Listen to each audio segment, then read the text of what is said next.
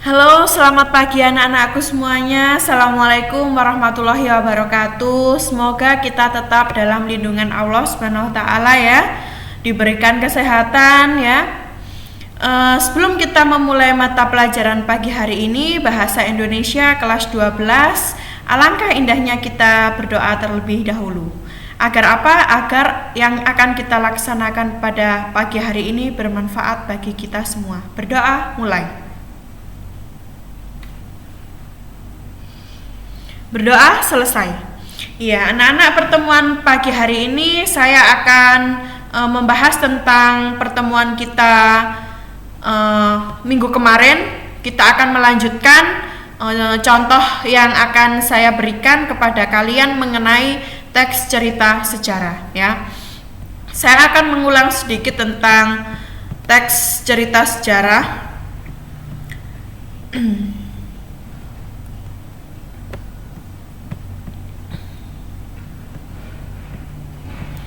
Jadi kemarin saya sudah memberikan materi sebagian di awal ya tentang teks cerita sejarah, yaitu tentang pengertian teks cerita sejarah. Lanjutnya yaitu struktur teks cerita sejarah dan kaidah teks cerita sejarah, jenis teks cerita sejarah. Nah, ini termasuk jenis-jenisnya. Perbedaan teks cerita sejarah, fiksi dan non-fiksi. Nah, sampai sini akan kita bahas kembali ya. Ini adalah salah satu teks cerita sejarah yang saya contohkan kepada kalian yang memiliki struktur orientasi atau pengenalan situasi, urutan kejadian, dan reorientasi ya. Orientasinya sendiri yaitu tentang Kota Lamongan adalah salah satu kota yang berada di wilayah Jawa Timur. Dari Lamongan jugalah datangnya klub sepak bola yang cukup terkenal di tanah air yaitu Persela.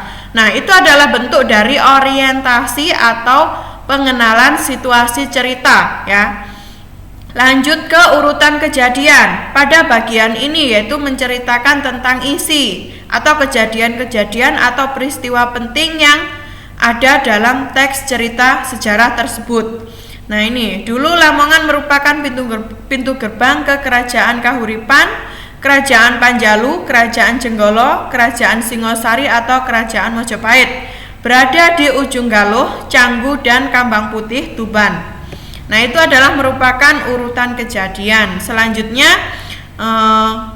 ke urutan kejadian selanjutnya yaitu zaman Kerajaan Medang Kamulan di Jawa Timur. Di Lamongan berkembang kerajaan kecil Malawapati.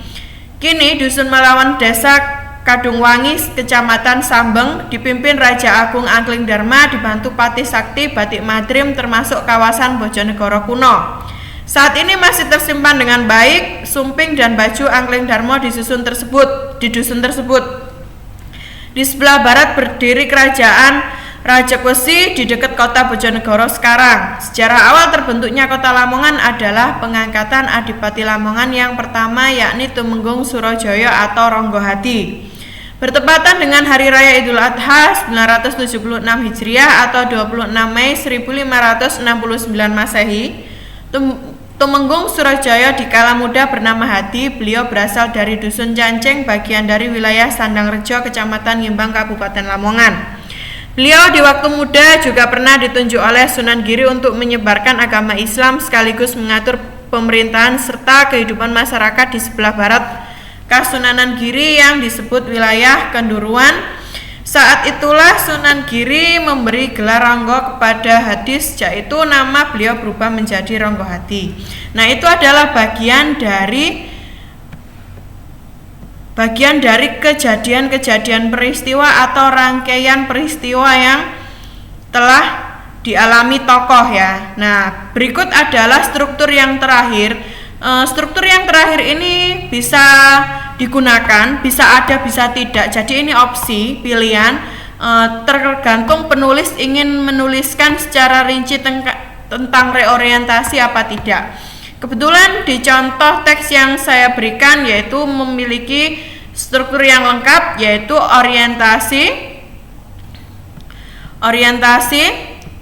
lalu urutan kejadian, serta yang terakhir yaitu reorientasi. Nah, dari kebiasaan masyarakat yang mengambil Ronggohadi dengan sebutan Mbah Lamong, inilah yang mendasari nama Kota Lamongan sampai saat ini, ya.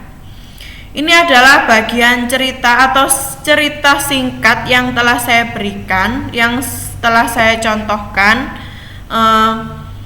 Nanti bisa kita analisis bersama-sama, ya. Lanjut pada materi berikutnya, yaitu memproduksi teks cerita sejarah. Kita akan belajar menulis tentang teks cerita sejarah. Dalam memproduksi teks cerita sejarah pada langkah-langkah yang harus kalian perhatikan. Yang pertama yaitu mengumpulkan bahan, data atau informasi terhadap objek kajian yang akan ditulis. Yang kedua, mengidentifikasi jenis teks cerita sejarah yang akan dibuat, apakah fiksi atau non-fiksi. Selanjutnya yaitu membuat kerangka teks yang berpedoman pada struktur isi atau pembangun teks cerita sejarah. Selanjutnya, menyusun teks cerita sejarah dengan memperhatikan kaidah kebahasaannya. Lanjut yaitu memeriksa kembali teks yang dibuat dari segi kelengkapan struktur dan kaidah. Nah, menganalisis teks cerita sejarah ini adalah kegiatan yang akan kita lakukan minggu ini, yaitu menganalisis teks cerita sejarah. Anak-anak tugasnya hari ini sampean nanti mencatat atau nyalin teks cerita sejarah yang saya contohkan pada slide sebelumnya tadi, ya. Silakan dicatat, ditulis, lalu nanti ditandai mana yang bagian dari orientasi, rangkaian kejadian atau peristiwa, dan yang terakhir reorientasi. Itu yang mana silakan ditandai dengan menggarisbawahinya, tidak apa-apa, ya. Setelah itu kita akan menganalisis teks cerita sejarahnya, ya. Jadi mencari kesalahan-kesalahan apa yang ada di dalam teks cerita sejarah yang saya contohkan. Nah, bagaimana caranya menganalisis? Jadi kegiatan ini adalah mencari kesalahan dan kelengkapan yang terdapat dalam karya sastra untuk membuat suatu karya sastra yang lebih sempurna. Langkah-langkah dalam menganalisis teks cerita sejarah adalah sebagai berikut. Yang pertama, menentukan ide pokok paragraf, ya. Tentukan gagasan utama dari setiap paragraf, apakah kalimat utama terdapat di awal paragraf, akhir, maupun campuran. Yang kedua, mengidentifikasi struktur dan kaidahnya. Struktur dan kaidah dapat diidentifikasi dengan menganalisis keseluruhan isi teks. Nah, gagasan utama dapat dicari dengan yang pertama, membaca kalimat demi kalimat yang ada pada paragraf tersebut. Jika kalimat pertama atau kedua merupakan inti utama paragraf, berarti kalimat tersebut adalah gagasan utama paragraf yang bersangkutan. C. Jika kalimat utama bukan inti paragraf, cermati kalimat akhir pada paragraf tersebut. Jika kalimat terakhir itu merupakan inti paragraf, maka kalimat tersebut merupakan gagasan utamanya. Jika bukan kalimat pertama dan kalimat terakhir inti paragrafnya, berarti gagasan utama paragraf tersebut tersirat pada bagian kalimatnya. Oke, pertemuan minggu ini itu saja. Jadi kita mencari kesalahan, menganalisis teks cerita sejarah kegiatan minggu ini, dan minggu depan kita akan belajar menyunting teks cerita sejarah, ya. Lalu setelah kita melakukan menganalisis, menyunting, barulah kita akan membuat teks cerita sejarah atau menyusun teks cerita sejarah. Baik anak-anak, itu saja pertemuan dari saya minggu ini. Semoga pertemuan kita diridhoi oleh Allah Subhanahu wa taala. Alangkah indahnya kita mengucapkan hamdalah bersama-sama. Alhamdulillahirabbil alamin. Sekian saya akhiri pertemuan saya. Jika ada salah kata atau kata-kata yang kurang berkenan, kurang paham, Bu Ratna mohon maaf yang setulus-tulusnya, dan kita bisa tetap sharing pada grup WA yang telah kita sediakan. Sekian, wassalamualaikum warahmatullahi wabarakatuh.